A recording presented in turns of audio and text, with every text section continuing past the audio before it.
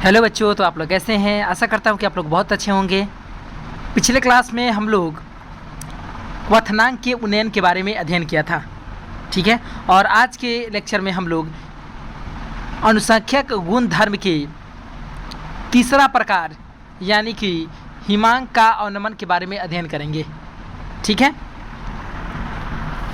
तो आज हम लोग पढ़ने वाले हैं हिमांक का अवनमन, ठीक है। तो चलिए शुरू करते हैं आज कि हिमांक का अवनमन क्या होता है, ठीक है। सबसे पहले हिमांक का अवनमन को अगर जानना चाहते हैं तो सबसे पहले हम लोग को हिमांक समझना होगा कि आखिर ये हिमांक होता क्या है। हिमांक का मतलब होता है बाबू, हिमांक का मतलब क्या होता है। हिमांक को इंग्लिश में हम लोग कहते हैं फ्रीजिंग पॉइंट। क्या कहते हैं? Freezing point.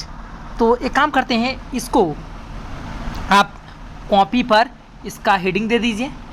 देखिए, सबसे पहले आप लोग से एक रिक्वेस्ट है, जब भी आप वीडियो देखिए तो आपके पास टाइम हो तभी वीडियो देखिए। ये नहीं कि हाँ चलो आ गया, वीडियो अपलोड हो गया, चलो थोड़ा सा देख लेते हैं। नहीं, वीडियो जब भी देखिए तो पहले देखने से पहले आप कॉपी किताब लेकर कहीं शांत में समय ले करके, जितना देर का वीडियो उतना समय ले करके तब बैठ करके तब पढ़ाई कीजिए। ये कोई गाना या कॉमेडी नहीं चल रहा है कि जब मन किए 2 मिनट निकाल करके देख लिए और चलो हो गया, पढ़ लिए। ऐसा नहीं चलेगा। आप लोग को क्या करना होगा, कॉपी किताब साथ में लेकर बैठना होगा, ठीक है। उसके बाद आप वीडियो को प्ले कीजिए, उसके बाद देखिए, ठीक है, समझे। और कॉपी पर लिखते चलिएगा। जब बोलते हैं कि लिखिए तो उसको लिखिए अपने कॉपी में और उसको लिख करके व्हाट्सअप कीजिए।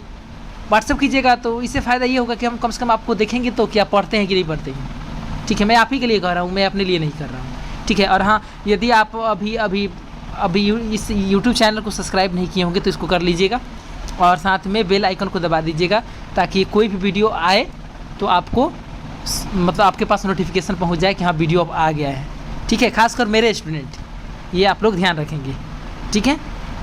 चलिए, और वीडियो अच्छा लगे तो उसमें लाइक का बटन है, लाइक का बटन दबा देना। और कुछ लिखना होगा, कुछ पढ़ाई के बारे में अगर कुछ पूछना चाहते हो तो उसमें कमेंट में जा करके आप लिख सकते हो कि कैसा लगा, नहीं लगा, या इस पॉइंट पर हमको समझ में नहीं आया, या यहाँ पर हमको अच्छा लगा। ये सब आप उसमें कमेंट बॉक्स में जाकर सुझाव दे सकते हैं, ठीक है। तो चलिए शुरू करते हैं। आज का जो मेरा टॉपिक है हिमांक का अवनमन। तो इस टॉपिक में हम लोग सबसे पहले ये समझेंगे कि हिमांक होता क्या है, ठीक है। तो आइए शुरू करते हैं कि हिमांक क्या है, ठीक है। तो चलिए हम लोग बात करते हैं कि हिमांक के बारे में, ठीक है। तो देखिए, हिमांक जो होता है वह टेम्परेचर होता है, एक ऐसा टेम्परेचर होता है जिस टेम्परेचर पर किसी भी पदार्थ के ठोस अवस्था की तथा उसी पदार्थ के द्रव अवस्था की अगर वाष्प दाब बराबर हो जाए, ठीक है। यानी वह ताप, जिस ताप पर किसी ठोस पदार्थ का वाष्प दाब उसी पदार्थ के द्रव अवस्था के वाष्प दाब की क्या हो जाए, बराबर हो जाए, तो उसे हम क्या कहेंगे बाबू, उसे हम लोग हिमांक कहेंगे। क्या कहेंगे? हिमांक कहेंगे। मेरी बात समझ में आ गया? हिमांक क्या होता है? वह ताप जिस पर किसी ठोस पदार्थ का वाष्प दाब उस पदार्थ की द्रव अवस्था के वाष्प दाब की क्या हो जाए, बराबर हो जाए, तो उस टेम्परेचर को ही हम क्या कहते हैं, फ्रीजिंग पॉइंट यानी हिमांक कहते हैं। कोई दिक्कत नहीं है, इसको नोट कीजिए जल्दी से। नोट कर लिए? ठीक है। तो अब आगे हम लोग देखते हैं कि आखिर ये हिमांक का अवनमन क्या होता है, ठीक है। चलिए, ठीक है। तो देखिए, हम लोग पहले से जानते हैं कि जब किसी वाष्पशील विलायक में अवाष्पशील विलेय मिलाते हैं तो विलयन के कुल वाष्प दाब में क्या आ जाती है, कमी आ जाती है। हम लोग पिछले लेक्चर से हम लोग देखते आ रहे हैं, ठीक। और उसी के कारण क्या होता है कि उसका हिमांक भी क्या आ जाता है, अवनमन आ जाता है। मेरी बात समझ में आ गया? ये वही बात है जो हम लोग पहले पढ़े हुए थे। जब किसी वाष्पशील विलायक में अवाष्पशील विलेय मिलाया जाता है तो विलयन के कुल वाष्प दाब में क्या आ जाती है, कमी आ जाती है। और इतना कमी आ जाती है ना बाबू कि इसका जो वाष्प दाब होता है विलायक के ठोस अवस्था के वाष्प दाब के क्या हो जाता है, बराबर हो जाता होगा। नहीं हो जाता होगा? सोचो, ठोस का वाष्प दाब कितना होगा? अरे ठोस है, वाष्प में बहुत कम बदल रहा है तो उसका वाष्प दाब कम होगा ना। तो विलयन का वाष्प दाब ऑटोमेटिकली कम हो जा रहा है। कब? जब हम लोग अवाष्पशील विलेय मिला रहे हैं। तो इस केस में क्या होगा, हम कह सकते हैं कि विलयन का हिमांक क्या हो गया, कम हो गया। मेरी बात समझ में आ गया? ठीक है। यानी कि जब हम लोग किसी वाष्पशील विलायक में अवाष्पशील विलेय मिलाते हैं तो उसके कुल वाष्प दाब में कमी आ जाती है, जिसके कारण विलयन के हिमांक में क्या आ जाता है, अवनमन आ जाता है। मेरी बात समझ में आ गया? ठीक है। तो इसको नोट कीजिए, जल्दी से नोट कीजिए। चलिए आशा करता हूँ कि नोट कर लिए होंगे, नोट कीजिए। चलिए आगे बढ़ते हैं। अब बात करते हैं कि हिमांक का अवनमन बराबर कितना। ठीक है, एक काम करते हैं, मान लेते हैं कि जो विलायक है, जो आपका क्या है विलायक है, तो विलायक का मान लेते हैं कि हिमांक कितना है, विलायक का हिमांक मान लेते हैं TF, क्या मान लेते हैं TF। और चूंकि सिर्फ विलायक है, शुद्ध है, तो इसमें क्या लगा दिए, क्या लगा दिए बाबू, टीका लगा दिए। ठीक है, अब यहाँ पर लिख देते हैं विलियन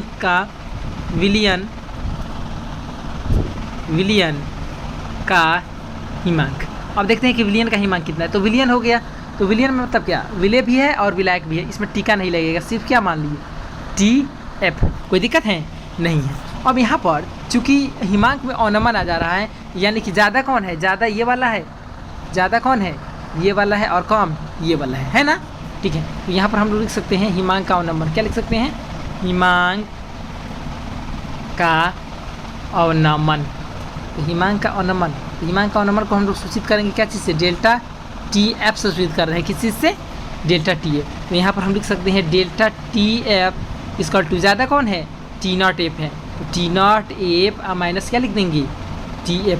तो यही क्या हो गया आपका हिमांक का अवनमन। क्या हो गया बाबू, हिमांक का अवनमन। मेरी बात समझ में आई कि नहीं बाबू, ये आपका क्या हो गया हिमांक का अवनमन। यहाँ तो कोई दिक्कत है आपको, कोई दिक्कत नहीं होगी।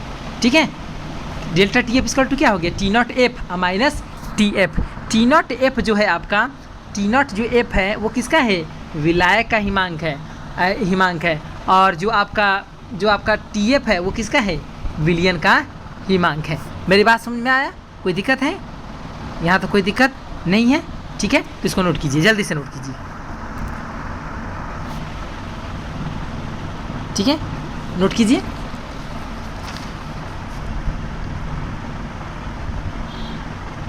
ठीक है, तो आगे बढ़ें।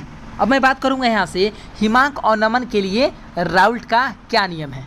राउल्ट साहब ने हिमांक अवनमन के लिए नियम दिया था, उस चीज़ को हम लोग यहाँ पर समझेंगे। अच्छा एक चीज़ मैं आपको बताऊँ, जरा आप ध्यान से सोचिए एक चीज़। हम लोग सबसे पहले पढ़े थे जो अनुसंख्यक गुणधर्म था, वो था RLVP, यानी कि वाष्प दाब का अपेक्षिक अवनमन। ठीक है, दूसरा हम लोग पढ़े थे एलिवेशन ऑफ बॉइलिंग पॉइंट, यानी कि क्वथनांक का उन्नयन। तीसरा हम लोग पढ़ रहे हैं हिमांक का अवनमन, यानी डिप्रेशन इन फ्रीजिंग पॉइंट। अच्छा, आपको ये नहीं लगता है कि ये जो तीनों हम लोग पढ़े हैं सब बतवा मिला जुला कर एक ही है? बिल्कुल, ये तीनों जो है, ध्यान से सोचिए, ये तीनों एक ही बात हैं, बिल्कुल एक ही बात है। उस पहले वाला जो नियम था उसमें भी था कि जब किसी वाष्पशील विलायक में अवाष्पशील विलय मिलाया जाता है तो वाष्प दाब में कमी आ जाती है, जिसके कारण वाष्प दाब में कमी आ जाती है। ठीक है, हो गया। दूसरा, वाष्प दाब में कमी आती है तो उसके कारण क्या होगा, उसका बॉइलिंग पॉइंट बढ़ जाएगा। दूसरा वो पढ़ लिए, जब वाष्प दाब में कमी आएगी तो हिमांक में कमी आ जाएगी, जो अभी हम लोग पढ़ रहे हैं। तो ध्यान से सोचिए ना बाबू, तो 4 अनुसंख्यक गुणधर्म में 3 दम सेम हैं, केवल इसको अलग अलग करके पढ़ना है, बेवकूफ़ बनाया गया है बस, और कुछ नहीं। मेरी बात समझ में आ गया? ठीक है, कोई दिक्कत है नहीं है। तो चलिए अब नेक्स्ट जो मेरा रीडिंग होगा वो होगा हिमांक अवनमन के लिए राउल्ट का नियम। तो लिख लिए होंगे आशा करता हूँ। ठीक है, तो चलिए शुरू करते हैं। ठीक है, तो पहले ग्राफ के मदद से हम लोग समझ लेते हैं फ्रीजिंग पॉइंट को। ठीक है, अभी देखो यहाँ पर सिर्फ विलायक है, तो विलायक है यहाँ पर, तो इसका जो वेपर प्रेशर है किस पॉइंट पर है, इस पॉइंट पर है, इस वाले पॉइंट पर क्या है, वेपर प्रेशर है। ठीक है, और यहाँ पर जो फ्रीजिंग पॉइंट है उसका क्या हो गया, T0F है। विलायक का फ्रीजिंग पॉइंट कितना मान लिए, T0F है। ठीक है, अब क्या करते हैं कि इसमें जब हम लोग इस विलायक के अंदर अवाष्पशील विलय मिला देंगे तो इसका वाष्प दाब क्या हो जाएगा, पहले से कम हो जाएगा। ठीक है, तो जैसे ही मिलाएंगे तो ये वाष्प दाब ये पहले से क्या हो गया, ये कुछ कम हो गया, यानी कि यहाँ पर आ गया। तो ये अब क्या होगा, इसको मान लेते हैं TF, क्या मान लिए TF। कोई दिक्कत है यहाँ तक नहीं है। तो इसका फ्रीजिंग पॉइंट क्या हो गया, यहाँ पर इस पॉइंट पर फ्रीजिंग पॉइंट क्या है, ये वाला कम है और ये वाला क्या है, ज़्यादा है। ठीक है, तो यहाँ पर जब ये विलियन का जो ग्राफ दिखाया गया है आपका, विलियन, यहाँ पर जो विलियन का ग्राफ दिखाया गया, इसका जो वेपर प्रेशर है वो क्या है, कम है, और इसका क्या है, ज़्यादा है। ठीक है, मेरी बात समझ में आ गया? तो यहाँ पर इतना जो डिफरेंस आ जा रहा है इसी को क्या बोलते हैं, हिमांक का अवनमन डेल्टा TF इक्वल टू लिख सकते हैं क्या, T0F minus minus T F. कोई दिक्कत है? नहीं है। तो इस फिगर को नोट कर लीजिए, आगे बात करते हैं, जल्दी से नोट कीजिए। अब आगे हम लोग जो पढ़ने वाले हैं वो क्या पढ़ेंगे? हिमांक और नमन के लिए राउल्ट का नियम। तो नोट कीजिए जल्दी से, इसको नोट करो और ध्यान से पढ़ाई करते रहो, ठीक है। ये आपका चैप्टर, आप लोकल ये जो चैप्टर है ये ख़त्म होने वाला ही है, ठीक है। ज़्यादा दिन का ये मेहमान नहीं है, जल्दी ही ख़त्म होने वाला है, ठीक है। लास्ट जो हम लोग लास्ट जो लेक्चर जो हम लोग पढ़ेंगे उसमें हम लोग क्वेश्चन भी करेंगे, क्योंकि क्वेश्चन भी कराना ज़रूरी है, इससे न्यूमेरिकल क्वेश्चन भी आते हैं आपके एग्ज़ाम में, ठीक है। इसको नोट कीजिए, आगे बढ़ता हूँ। कर लिए नोट? चलिए बहुत अच्छा। चलिए नेक्स्ट जो टॉपिक है वो क्या है? हिमांक और नमन के लिए राउल्ट का नियम। ये आपके लिए बहुत ज़्यादा इंपॉर्टेंट है। हिमांक और नमन के लिए कॉपी में रीडिंग दीजिए आप भी। हिमांक और नमन के लिए राउल्ट का नियम। हिमांक और नमन के लिए राउल्ट का नियम। बात करने वाले हैं कि हिमांक और नमन के लिए राउल्ट का नियम क्या है, ठीक है। हिमांक और नमन के लिए राउल्ट का नियम क्या है, ये आपके एग्जाम में पूछा जाता है हमेशा, बहुत बारे क्वेश्चन आते हैं, ठीक है। हिमांक और नमन के लिए राउल्ट का नियम क्या होता है? तो बहुत ही आसान होता है, लॉलीपॉप है एकदम, बिल्कुल बिल्कुल ही आसान है, बिल्कुल भारी नहीं लगेगा। ध्यान से सुनिएगा, बहुत बहुत मज़ेदार है, ठीक है। नोट करो जल्दी से। देखिए बाबू, जो हिमांक और नमन के लिए राउल्ट का नियम है वो बिल्कुल ही आसान है, एकदम बिल्कुल वैसा ही है जैसा हम लोग क्वथनांक का उन्नयन पढ़े थे। क्वथनांक उन्नयन में हम लोग क्या पढ़े थे? यही पढ़े थे कि जब किसी वाष्पशील विलायक में अवाष्पशील विलेय मिलाया जाता है तो वो जो विलयन बनता है उसके जो क्वथनांक में उन्नयन होता है उस विलयन के मोलल सांद्रता यानी मोललता के समानुपाती होता है। याद कीजिए, पढ़े थे ना पिछले क्लास में, ठीक है। तो बिल्कुल यहाँ पर भी वही नियम है, वही है। क्वथनांक का उन्नयन का जो नियम होता है वही क्या होता है? हिमांक और नमन के लिए होता है। बस उसमें केवल क्वथनांक का उन्नयन के लिए कह देते हैं और इसमें क्या कह देते हैं हम लोग? हिमांक और नमन के लिए राउल्ट का नियम कह देते हैं। आशा करता हूँ कि आपको समझ में आ गया होगा। अगर वो आपको याद है तो बिल्कुल यही वो वाला ही इसमें भी हम लोग लिखेंगे, ठीक है। मैं अभी लिखता हूँ, ध्यान से देखिएगा, ठीक है। ठीक है, तो देखो वही वाला है डेफिनीशन, इसमें थोड़ा सा भी चेंजिंग नहीं है, ठीक है। देखो, जब किसी विलायक में अवाष्पशील विलेय मिलाया जाता है तो विलयन के हिमांक में अवनमन विलयन के मोललता के समानुपाती होता है। मोललता को स्मॉल एम से सूचित किया जाता है। पिछले लेक्चर में भी बिल्कुल ऐसा ही बताए थे, याद है आपको? ठीक है, बिल्कुल वही वाला है, आपको घबराने की बिल्कुल भी ज़रूरत नहीं है। क्वथनांक का उन्नयन का जो रूल है राउल्ट का, वही है हिमांक के अवनमन के लिए भी, ठीक है। उसमें हिमांक में अवनमन की जगह सिर्फ वहाँ पर याद कीजिए, वहाँ पर क्या लिखा था? क्वथनांक का उन्नयन लिखा हुआ था, बस बाकी सब कुछ सेम है। मेरी बात समझ में आ गया? ठीक है, तो आपको आशा करता हूँ कि आपको याद हो गया। जब किसी उड़नशील विलायक में अउड़नशील विलेय मिलाया जाता है तो विलयन के हिमांक में अवनमन या विलयन के क्वथनांक के उन्नयन विलयन के मोलल सांद्रता के समानुपाती होता है। बस काम खत्म, ठीक है। तो चलिए इस चीज़ को हम लोग मैथमेटिकली लिखते हैं, लिखा जाए, ठीक है। देखते हैं मैथमेटिकली हम लोग किस प्रकार से लिखेंगे, ठीक है। चलिए शुरू करते हैं, लिखते हैं मैथमेटिकली। तो मैथमेटिकली जब लिखेंगे तो इसको हम लिख सकते हैं हिमांक का अवनमन। तो हिमांक के अवनमन को हम लोग याद कीजिए, सूचित किए थे डेल्टा टी एफ से, याद है आपको? ठीक है, तो डेल्टा टी एफ समानुपाती किसका हो जाएगा? मोललता की, यानी कि स्मॉल एम की। लिख सकते हैं, लिख सकते हैं, बहुत अच्छा। तो डेल्टा टी एफ अब मोललता, तो मोललता इसका तो क्या होता है बाबू? तो डेल्टा टी एफ अभी रहने देते हैं। इस समानुपाती के चिन्ह को बराबर में लिखेंगे तो क्या हो जाएगा? के, तो ये टी एफ है तो इसको मानते हैं के एफ और इंटू क्या लिख देंगे? F into M. तो डेल्टा टी एफ इसका तो क्या हो गया? के एफ इंटू एम। यहाँ तक कोई दिक्कत है? नहीं है, नहीं ना है, ठीक है। एक चीज़ आप ध्यान दीजिएगा कि एफ को हम लोग कि एफ को क्रायोस्कोपिक कांस्टेंट भी कहते हैं, ठीक है। क्रायोस्कोपिक कांस्टेंट कहते हैं। मेरी बात समझ में आ गया? या फिर इसको हम लोग बोल सकते हैं मोलल हिमांक अवनमन स्थिरांक, क्या बोल सकते हैं? लिख सकते हैं इसको हिंदी में, अगर हिंदी में लिखना चाहते हैं तो मोलल हिमांक, देखिए अगर दिखाई नहीं दे रहा तो सुनाई तो दे रहा है ना जी। मोलल हिमांक अवनमन स्थिरांक, ठीक है। तो इसको एक काम कीजिए, इसको नोट कर लीजिए, नोट कर लीजिए, नोट कर लिए? कोई दिक्कत है यहाँ तक? नहीं है, ठीक है। कोई दिक्कत है यहाँ तक? तो हम लोग अभी तक क्या देखे थे? Delta T F equal to K F into M. अब एक काम करते हैं, इसको थोड़ा तोड़ते हैं। किसको? Delta T F equal to K F, M को तोड़ते हैं। किसको तोड़ते हैं? एम को, यानी कि मोलालता को। तो मोलालता बराबर क्या होता है? यहाँ गुना लिख देते हैं विलय का मोलों की संख्या। याद है? विलय की मोलों की संख्या बटा विलायक का भार केजी में, विलय की मोलों की संख्या। अब बटा क्या हो गया? विलायक का भार क्या चीज़ में? विलायक का भार किस चीज़ में? केजी में। मेरी बात समझ में आ गया? तो इस चीज़ को हम लोग ऐसे भी मतलब एक्सप्लेन कर सकते हैं, इस फार्मूला को ऐसे एक्सपेंड कर सकते हैं। मेरी बात समझ में आ गया? ठीक है, कोई दिक्कत है यहाँ तक? नहीं है, कोई दिक्कत नहीं है। ठीक है, इसको नोट कर लेने के बाद हम एक चीज़ यहाँ पर एक बहुत ही अच्छा चीज़ बात करने वाले हैं, बहुत ही अच्छा चीज़। ठीक है, और वो क्या है? पहले इसको नोट कर लीजिए, उसके बाद हम उसको नोट में लिखवाते हैं। ठीक है, नोट कीजिए जल्दी। कर लिए? ठीक है।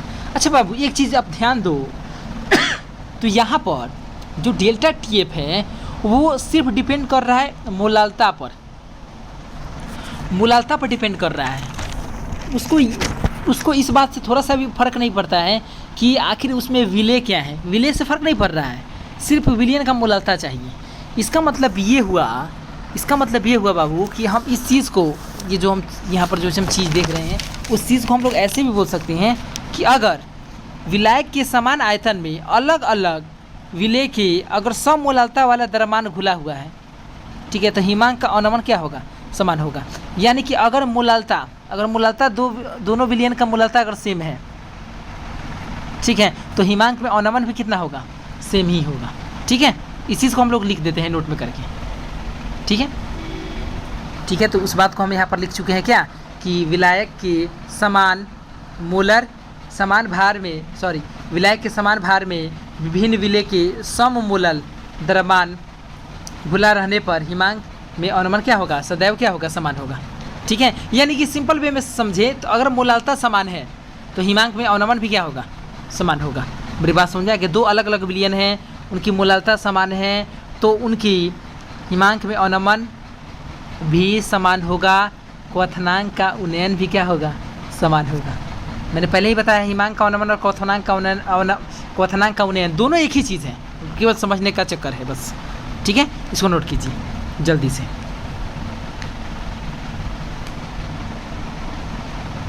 थोड़ा सा आज हम लोग स्टडी करेंगे किस चीज़ के बारे में? एंटी फ्रीज सॉल्यूशन के बारे में। किस चीज़ के बारे में?